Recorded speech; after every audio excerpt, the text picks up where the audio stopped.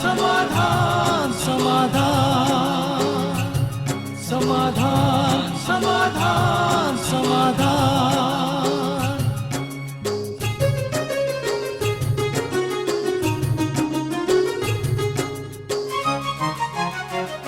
समस्या से उभरना अगर चाहे इंसान, स्वयं के संग सर्व का वो दिल से करे सम्मान। कहता है ये समाधान समाधान समाधान। समस्या से उभरना अगर चाहे इंसान, स्वयं के संग सर्व का वो दिल से करे सम्मान। कहता है ये समाधान समाधान समाधान समाधान समाधान समाधान।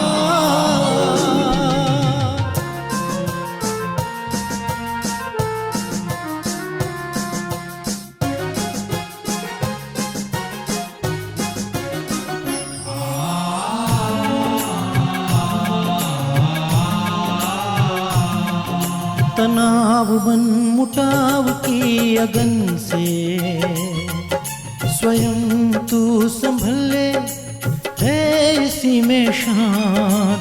दूरिया दरारे मिटाए मन से, जीवन बन जाएगा खुशियों की खान खुशियों की खान। कहता है ये समाधान समाधान समाधान। नमस्कार, आदाब, सत श्री अकाल मित्रों, स्वागत है आप सभी का समाधान कार्यक्रम में।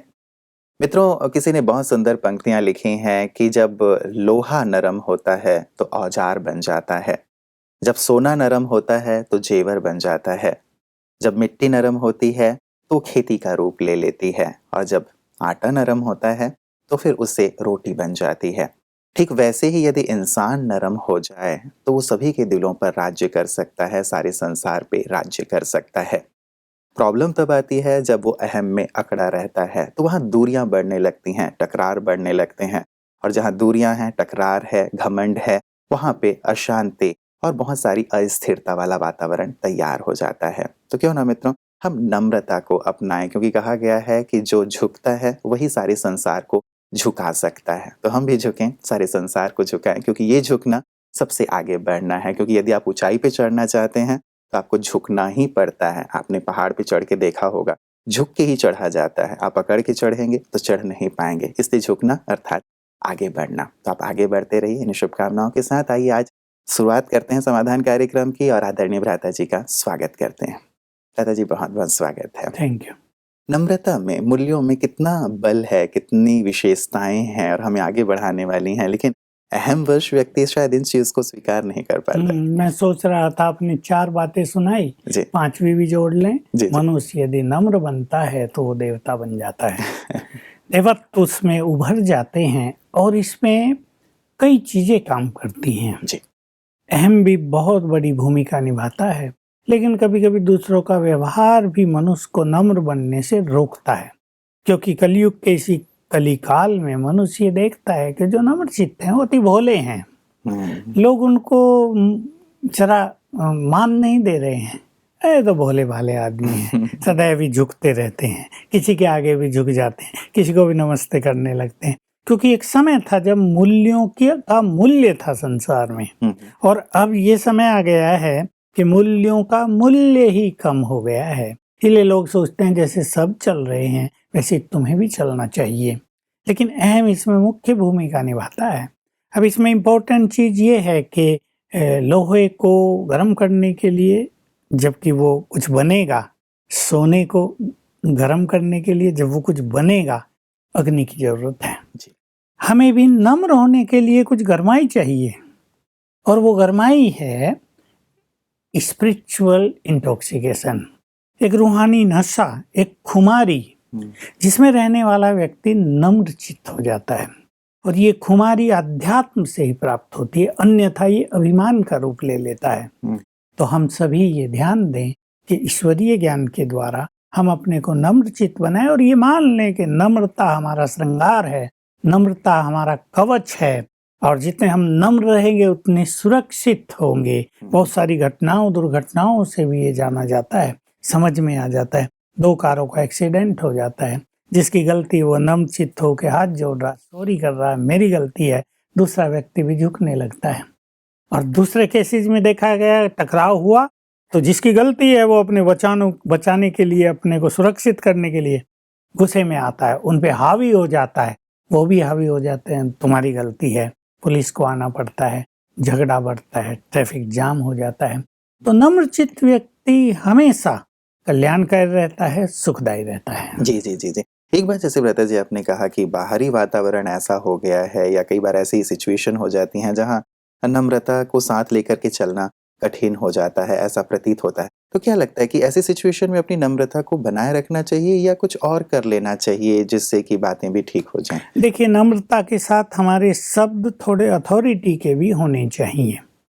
हम एक उदाहरण ले लें, कुछ लोग अपनी सत्य बात को जरा जोर से बोलते हैं, उसका प्रभाव, और कुछ अपनी सत्य बात को नम्रचित्त होकर बोलते हैं। नम्रचित्त का अर्थ ये नहीं कि हम बिल्कुल झुकते ही रहें, गिरते ही रहें, लेकिन उसमें हमारा अहम न झलकता हो। बड़ी सूक्ष्म चीज होती है। एक व्यक्ति साहूकार है, उसके पास बहुत पैसा है, वो बोलता तो सहज है, धीरे है, लेकिन उसमें उसका अहम झलकता है।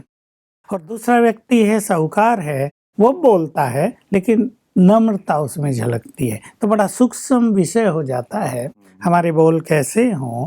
बस यही मैं कहूँगा, इसमें इस स्वमान का एक नशा, एक गर्मी पीछे काम कर रही हो तो हमारी नम्रता एक हमारी बहुत बड़ी महानता बन जाएगी, और लोग ये कहेंगे ये कितना महान है, या ये कितना शक्तिशाली है, या ये कितना धनवान है, लेकिन कितना नम्रचित्त है। जी जी जी जी, बिल्कुल। मतलब इसमें आध्यात्म को और योग को शामिल करने की जरूरत है ना। तो कई बार ये भी लोग कहने लगते हैं कि ये व्यक्ति कायर है।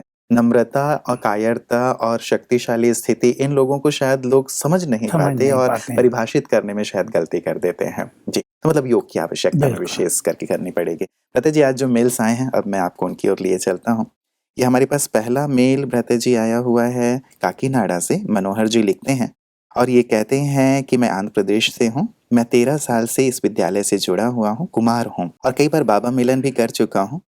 अब मैं एक्टिंग का मुझे शौक है, तो मैं पढ़ाई के साथ साथ एक्टिंग भी करना चाहता हूँ, उसमें अपना करियर बनाना चाहता हूँ ताकि मैं ईश्वरीय सेवाएं भी कर सकूं और साथ साथ इस फील्ड में जो मेरी रुचि है उस रुचि को भी मुकम्मल कर सकूं। कृपया बताएं कि इसमें मैं आगे कैसे बढ़ूं। नहीं, बहुत ही अच्छी बात है जी, क्योंकि जिसमें जो एक टैलेंट है, इनर एक उभार आ रहा है, उसको दबाना नहीं चाहिए। अब इनको एक्टिंग करने का एक नेचुरल संस्कार भी है, ये बहुत अच्छी बात है। और ये फील्ड है आजकल, बहुत सारे चैनल्स चले हैं, उसमें बहुत सारे एक्टर्स एक्ट्रेस की ज़रूरत होती है, तो हम इसकी इस योग्यता को अप्रिशिएट करेंगे और पढ़ाई के साथ ये उस पर भी ध्यान दें, लेकिन साथ साथ कुछ अच्छे अभ्यास करते रहें। सिंपल अभ्यास है, मान लो ये कहीं एक्टिंग के लिए जा रहे हैं, थोड़ा सा अभ्यास करने में एक आत्मा हूँ और स्वयं भगवान मेरे साथ है और मेरे एक्ट को अब वो निहार रहा है, क्योंकि जहाँ शूटिंग हो रही वहाँ तो निहारने वाले कोई होंगे नहीं, या 1-2 उनके बैठे होंगे, लेकिन वो ये सोच ले मैं वो निहार रहा है मेरे एक्ट को, उसे कितना प्रिय लग रहा होगा। इस अवेयरनेस के साथ यदि ये एक्ट करेगा तो इसके एक्ट में एक अलौकिकता रहेगी।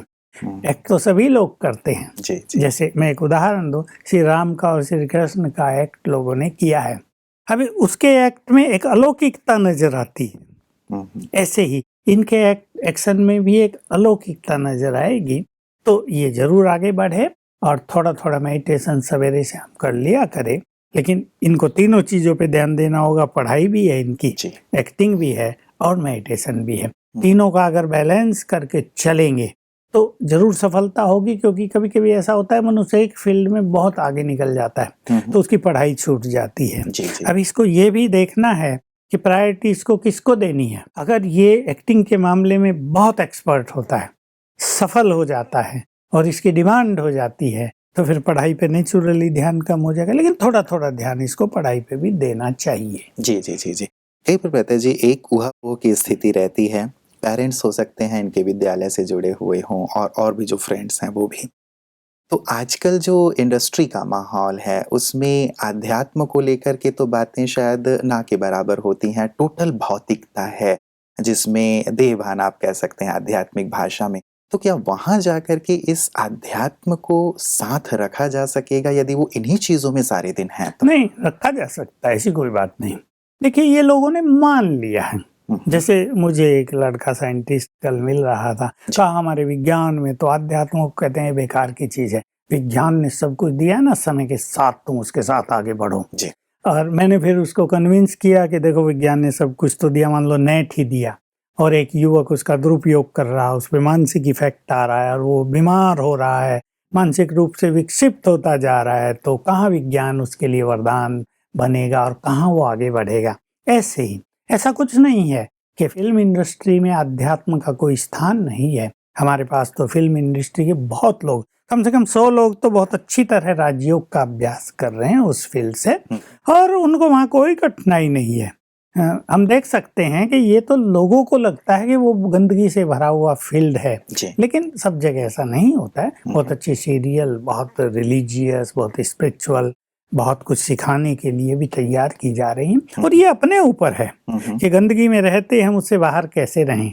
और मैं तो ये कहूँगा कि अगर चारों ओर गंदगी है तो कोई तो इनिशिएटिव लेगा ना वहाँ स्पिरिचुअलिटी को फैलाने का।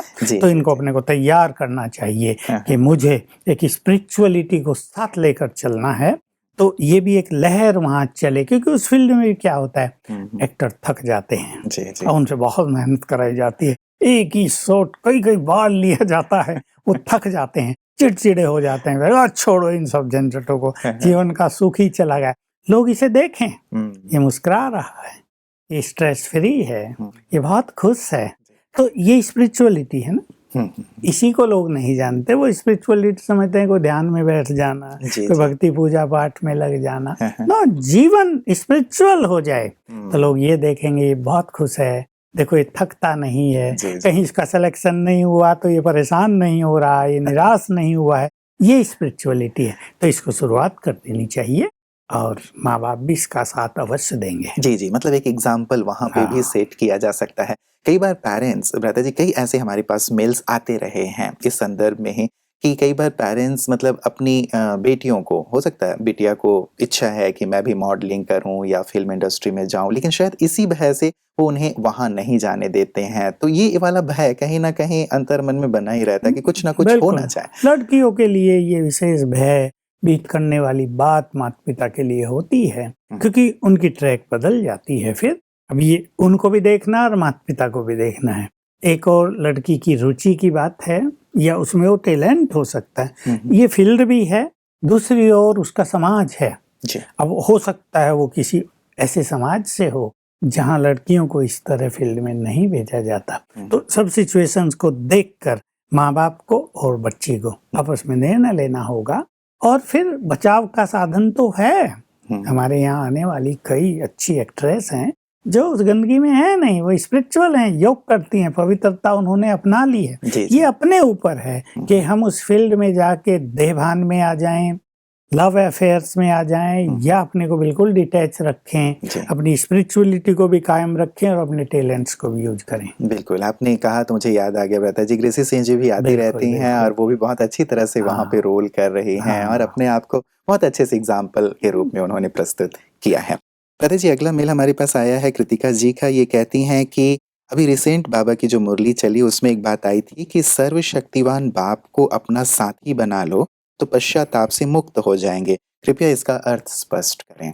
सीधी सी बात है, दो चीजें हैं, एक मनुष्य के ऊपर पापों का बहुत बोझ है, उसकी सजा उसको मिलनी है, कर्म और फल, कर्म और फल, ये कर्म जो फिलॉसफी है इससे कोई बच नहीं सकता है जी। तो वो जो विकर्मों का दबाव है मन पर, उसको नष्ट करने के लिए ये योग अभ्यास यानी परमात्मा सर्वशक्तिवान हमारा साथी है, उसे शक्तियों की किरणें हम लें तो हमारे ये विकर्म नष्ट हो जाएंगे और हमारा भविष्य बहुत सुखमय हो जाएगा। और ये कर्म भोग, ये सजाएं, ये टेंशन, ये सब हमारे सामने नहीं फटकेंगी। दूसरी बात, ये सर्वशक्तिवान हमारा साथी है, ये एक बहुत बड़ी अवेयरनेस है छोटी चीज नहीं है ये। अगर हम इस फीलिंग में रहेंगे तो हम निर्भय हो जाएंगे, और अगर हम इस अभ्यास को बढ़ाएंगे तो हमारा जो प्रभामंडल है ऑरा, वो बहुत पावरफुल और बहुत विशाल हो जाएगा। इस प्रभामंडल को कोई भी चीज छेद नहीं सकेगी। संसार के दुख, संसार की अशांति, क्योंकि संसार में बहुत भयानक परिवर्तन होने जा रहा है। मैं तो ये भी कहूँगा, मेरे को तो पूर्ण विश्वास है कि मान लो एटम बम गिर गया है कहीं, और ऐसा व्यक्ति भी उस एरिया में है जिसने ये बहुत प्रैक्टिस की हुई है कि सर्वशक्तिवान मेरे साथ है, तो बम फटेगा ही नहीं। मुझे पूर्ण विश्वास है कि ये होने जा रही हैं चीजें, इसलिए ये अभ्यास परम आवश्यक है। और तीसरी चीज है कि इसमें बहुत सुख है। जैसे ही हम ये अभ्यास करेंगे तो हमें लगेगा कि बहुत बड़ी शक्ति हमारे साथ हजार भुजाओं सहित है, हमारे काम फटाफट होंगे, हमें और बहुत सारी परेशानियां जो संसार में लोगों को हो रही हैं वो होंगी नहीं, और इससे जो आत्मसंतुष्टि होगी वो बहुत बड़ी चीज होगी। तो पश्चाताप होगा ही नहीं, क्योंकि हमें ऐसा लगेगा हमने बहुत कुछ अचीव कर लिया है जीवन में। जी जी, मतलब यदि सर्वशक्तिवान साथ है तो हमारी 20 उंगलियां घी में और सिर कढ़ाई में है। बिल्कुल आनंद ही आनंद है। जी जी जी जी। भ्राता जी, ये वाली बात सच में बहुत ही खूबसूरत लगी, क्योंकि लोगों को बहुत भय रहता है मृत्यु का या कुछ। आपने तो बहुत बड़ी सी बात कही कि एटम बम भी न फटे, ये तो सचमुच एक चमत्कार सी बात होगी, और ईश्वर का साथ है तो इसमें कोई भी असंभव वाली चीज प्रतीत नहीं होती। संध्या जी का अगला मेल है। भ्राता जी ये कहती हैं कि भ्राता जी मैं वेस्ट बंगाल से हूँ। पहले तो मैं आपको थैंक यू कहना चाहती हूँ, क्योंकि आपकी क्लासेस मुझे बहुत मदद करते हैं पुरुषार्थ करने में। एक प्रश्न है भ्राता जी कि जब मैं स्वमान 108 बार लिखती हूँ तो जब लिख रही होती हूँ उसी समय मन में बहुत सारे व्यर्थ संकल्प चलते हैं, ऐसा क्यों होता है? कृपया इसका कुछ समाधान बताएं। ये इसलिए होता है, देखिए ये विशेष करके 2 स्वमान लिखने से होगा। मैं मास्टर सर्वशक्तिवान हूँ या मैं परम पवित्र आत्मा हूँ। जब मैं परम पवित्र आत्मा हूँ, इसका अभ्यास किया जाएगा तो अंदर की अनेक इम्प्योरिटीज बाहर आएंगी।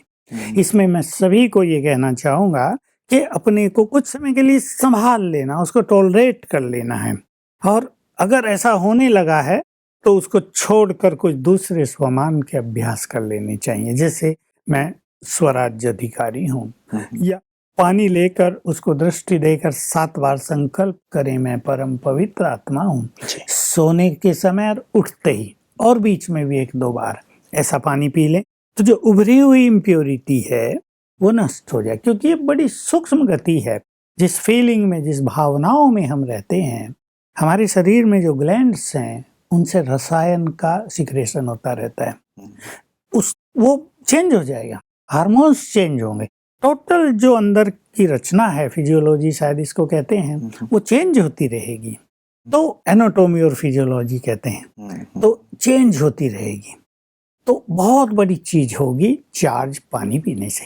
ऐसे ही मैं मास्टर सर्वशक्तिवान हूँ, ये अभ्यास करने से भी कभी कभी डर या पूर्व जन्मों का जो कुछ निगेटिव भरा हुआ वो बाहर आ सकता है। ये लोग बताते हैं कि निगेटिव संकल्प तेज हो गए हैं, इससे भी घबराना नहीं है, और बार बार अच्छे अभ्यास करते रहना। मैं समझता हूँ 5-7 दिन में ये स्थिति बदल जाएगी और फिर ये आनंद का रूप ले लेगा। जी जी। कई लोग जो घबरा जाते हैं भ्राता जी, तो ये घबराने की जरूरत नहीं, उसे हम कंटिन्यू करें, थोड़ी स्थूल सेवाएं कर लें, मुरलियों का अध्ययन कर लें, ईश्वरीय महावाक्यों का थोड़ा मेडिटेशन एक्स्ट्रा कर लें। मुश्किल से 7 दिन लगेंगे, ज्यादा नहीं, और ये सब चीजें नॉर्मल हो जाएंगी। जी जी। कईयों का एक भ्राता जी इसी से जुड़ा हुआ एक प्रश्न आता है कि जब भी हम कोई प्रतिज्ञा करते हैं कि भाई मुझे अब ये करना है, ऐसा करना है, तो जैसे ही मैंने प्रण किया प्रतिज्ञा की, इतनी ज्यादा पेपर्स आते हैं कि हमें उस प्रतिज्ञा को छोड़ना पड़ता है। बिल्कुल, लोग कहते हैं हमने किया था मंडे को मौन रखेंगे, उसी दिन सबसे ज्यादा बोलना पड़ा, शाम को बड़े पछताए कि आज तो काम ही बिगड़ गया। ये भी वही है कि हमारे संकल्प हो गए ना दृढ़, तो अंदर में न जाने क्या क्या होने लगा है, बॉडी में भी और ब्रेन में भी, और उसका कभी कभी रिएक्शन होता है। यही मैंने कहा कि उस चीज को छोड़ नहीं देना चाहिए, आगे बढ़ना चाहिए। तो प्रतिज्ञाओं में सचमुच बहुत बड़ा बल है। प्रतिज्ञाएं हमें बाधाओं को सहन करने के लिए, उनको पार करने के लिए बल प्रदान करती हैं। बाबा के महावाक्य थे, प्रतिज्ञा परिपक्वता लाती है। इसलिए थोड़ा सा संभलते हुए। गड़बड़ होती है अवश्य, हमारे साथ भी मैं बहुत प्रतिज्ञाएं किया करता था अपने छोटी आयु में, जब मैं योग की साधनाएं बहुत की, तो कभी संपूर्ण सफल, कभी आधे सफल, कभी 80% सफल, लेकिन अगर हम हार नहीं मानते तो फाइनली हम पूरे सफल हो जाते हैं। बिल्कुल, मतलब हम करते रहें, उसे छोड़े ना। कई बार एक निराशा नहीं होती कि करते तो हैं लेकिन सफलता तो मिल ही नहीं रही है, तो 2 बार 4 बार 5 बार 10 बार करने के बाद फिर कई लोग प्रतिज्ञा करना ही छोड़ देते हैं। उसमें थोड़ी प्रतिज्ञा पे भी ध्यान दे देना चाहिए। कभी कभी हम ऐसी प्रतिज्ञा कर लेते हैं जो हमारी सामर्थ्य से परे है। मान लो एक बहुत बड़ा पत्थर पड़ा है 5 क्विंटल का, और हमने प्रतिज्ञा की इसको 10 फुट पीछे खिसका के ही छोड़ेंगे। अभी ताकत हमारी 100 क्विंटल के पत्थर को ही खिसकाने की है, तो समझ गए होंगे सभी। तो ध्यान देना चाहिए, अपनी सामर्थ्य के अनुसार प्रतिज्ञा करें। जब जोश होता है ना व्रत जी, तो जोश में हम बड़ी बड़ी चीजें करने का ठान लेते हैं, और शायद वहां पे फिर हम बहुत निराश हो जाते हैं। इसलिए जब एक बार हार हो जाए तो अपनी प्रतिज्ञा को थोड़ा सा छोटा कर देना चाहिए। जी जी जी। व्रत जी, निशा जी का अगला ये है मेल, ये कहती हैं कि मेरे पर्स की चोरी हो गई थी, तो मुझे जिस व्यक्ति पे डाउट था मैंने उस व्यक्ति के लिए कहा, तो बहुत सारे लोग आपस में वहाँ पे इकट्ठे हो गए और उन्होंने उसे मारा भी। पुलिस में भी केस हुआ, तो पुलिस भी आई और पुलिस ने भी उसे मारा, लेकिन उसके पास से वो पर्स नहीं मिला और वो इनकार ही करता रहा। तो बाद में मुझे बड़ा पश्चाताप हुआ कि मैंने क्यों इस व्यक्ति के लिए कहा, बेचारे को मार भी खाना पड़ा, मेरा पर्स भी नहीं मिला। तो अब मुझे बहुत ही अपराध बोध सा महसूस होता है कि मेरे कारण किसी व्यक्ति को नाहक ही परेशानी हुई। बात तो बहुत प्रैक्टिकल है। जी, जी, जी। वो बेचारा भोला व्यक्ति होगा, मारा गया बिना मतलब, तो गड़बड़ तो है इसमें। इसको अपराध बोध होना भी नेचुरल है। इसके लिए यही है कि वो उस व्यक्ति से मन ही मन क्षमा याचना भी कर ले, और अगर वो कांटेक्ट में है तो फोन से ही उससे क्षमा याचना कर ले, और उसको आधा घंटा रोज योगदान दे 7 दिन के लिए, क्योंकि उसको भी तो कुछ हुआ होगा ना। जी जी। वो बेचारा निरपराध, और उसको इस तरह के कष्टों से गुजरना पड़ा। समाज में भी तो उसकी बदनामी हुई होगी कि लोग देखो ऐसे ही नहीं, इसने कुछ किया जरूर होगा। तो उसको आधा घंटा योगदान करेंगी 21 दिन, तो उसकी मनोस्थिति भी अच्छी हो जाएगी और ये भी इस अपराध बोध से मुक्त हो जाएंगे। अमृता जी, सुरेंद्र जी का अगला मेल है, ये कहते हैं कि मान लीजिए कि यदि मैं सतयुगी सोल नहीं हूँ और मैं पुरुषार्थ करता हूँ, तो क्या मैं सतयुग में आ सकता हूँ? क्योंकि ज्ञान ये कहता है कि जो सतयुग में आया होगा वही सतयुग में आएगा। अब बहुत सारे ऐसे लोग हैं जो सतयुग में आना तो चाहते हैं, हर एक व्यक्ति चाहता होगा मेरे ख्याल से, लेकिन ज्ञान ये कहता है कि जो देवी देवता हैं वही वहाँ पे आएंगे। तो क्या जो नहीं है वो पुरुषार्थ करके वहां नहीं आ सकते? ये किसने इसको बता दिया कि ये सतयुगी सोल नहीं है? यही गलती हो रही इनकी। इस संकल्प को ये हटा दें। किसी ने स्टैंप थोड़ा ही लगाई है कि तुम सतयुग में नहीं आ सकते। जो आना चाहेगा वो आ जाएगा, इसमें कोई डाउट नहीं। जिसको दृढ़ इच्छा होगी स्वर्ग के उस स्वर्णिम काल की शुरुआत में मैं आ जाऊं, तो उनका पुरुषार्थ भी अच्छा होगा और वो अवश्य आ जाएंगे। जी, जी। ये किसी ने कहा ही नहीं तुम सतयुगी सोल नहीं हो। अच्छा। लेकिन व्रता जी, कई बार ये होता है ना कि बहुत सारी धर्म की आत्माएं हैं, उन्हें ये दिखाया गया है कि वो लोग सतयुग बीतने के पश्चात उनका अपना समय होगा तो वो आएंगे। तो कई बार उन धर्म से जुड़ी हुई जो आत्माएं हैं, वो जब ये विद्यालय ज्ञान दे रहा है उस बात को देखती हैं, तो उनके मन में ये प्रश्न जरूर उठता है। देखिए, अगर वो बहुत अच्छी आत्माएं हैं और वो ज्ञान और योग बहुत अच्छा करती हैं, तो निश्चित रूप से वो कन्वर्टेड सोल हैं। वो एक धर्म से परिवर्तित होकर दूसरे धर्मों में चली गई, उन्हें वापस आना ही है। सत्य तो यही है, यही सीक्रेट है कि जिसका जो मूल धर्म है, हर आत्मा अब कलयुग के अंत में अपने मूल धर्म में वापस आ जाएगी। इसलिए थोड़ा रिवॉल्यूशन जैसा भी होगा, कहेंगे ये अपने धर्म को छोड़ के इसमें क्यों जा रहा है, पर वो ओरिजिनली उसी धर्म की है। 100 साल पहले, 200 साल पहले, 500 साल पहले उसने वो धर्म बदल लिया था, उनको वापस आना ही है। तो वो पुनः अच्छा पुरुषार्थ करके सतयुग में आने लायक बन सकते हैं। जी। तो भ्राता जी, क्या सभी आत्माएं सतयुग में नहीं आ सकती? क्योंकि सतयुग यदि ईश्वर ने रचा है, लोग ये कहते हैं भगवान ने हेवन की रचना की, तो वो तो सबका अधिकार उस पे बनता है। एक आम व्यक्ति यदि सोचता है तो क्या बाकी की आत्माएं उस स्वर्ग का आनंद नहीं ले पाती? देखिए, भगवान जो क्रिएटर है वो भी परफेक्ट, और उसकी जो ये पहली रचना है सतयुग, ये भी परफेक्ट, और इसमें जाने वाले वही होंगे जो परफेक्ट होंगे। इसलिए सबके लिए खुला मैदान है। परफेक्ट बने, पवित्र बने, भगवान से, खुदा से, अल्लाह से अपना नाता जोड़ें, उसको अपना परम पिता माने, कई तो मानते ही नहीं, तो सतयुग में आने के अधिकारी हो जाएंगे। बिल्कुल बिल्कुल। चलिए भ्राता जी, मतलब सबके लिए खुला निमंत्रण है, किसी के लिए भी वो नहीं है कि ये आ सकते हैं, ये नहीं आ सकते हैं।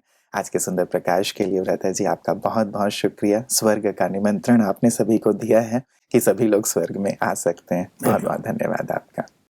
मित्रों, स्वर्ग में सभी को निमंत्रण है, हेवन में या जन्नत में, जिसकी कामना सदियों से हमारे मन में रही है। हमारे धर्म शास्त्रों में भी ये बात कही गई है कि वो ऐसा स्थान है जहाँ ना कोई दुख है, ना अशांति है, सबके मन में प्रेम है, सबके मन में सद्भावना है, शांति है। तो यदि अभी हम अपने मन में सबके लिए सद्भावना, सबके लिए प्रेम ये पैदा कर लेते हैं, तो फिर स्वर्ग तो जरूर हमारे लिए उसके द्वार खुले हुए हैं। और स्वर्ग तो स्वर्ग ही है मित्रों, क्यों ना इस धरा को, अपने परिवार को, अपने समाज को भी हम स्वर्ग बनाने का यत्न करें। और ये सारी चीजें यदि अभी हम अपने आसपास फैलाते चलते हैं, शांति, सुकून, आनंद, भाईचारा, सद्भावना, तो ये धरा ही हमारे लिए स्वर्ग बन जाएगी। तो आइए इस धरा को स्वर्ग बनाएं और साथ ही साथ स्वर्ग का आनंद भी हम सब मिल करके प्राप्त करें। कल पुनः आपसे मुलाकात होगी, तब तक अपना ख्याल रखिएगा। नमस्कार। और दृढ़ मनोबल से कर दे तू पल भर में मुश्किलें आसान, कतनी समकरनी के पावन जल से स्वर्ग बन जाएगा सारा ये जहान, सारा ये जहान।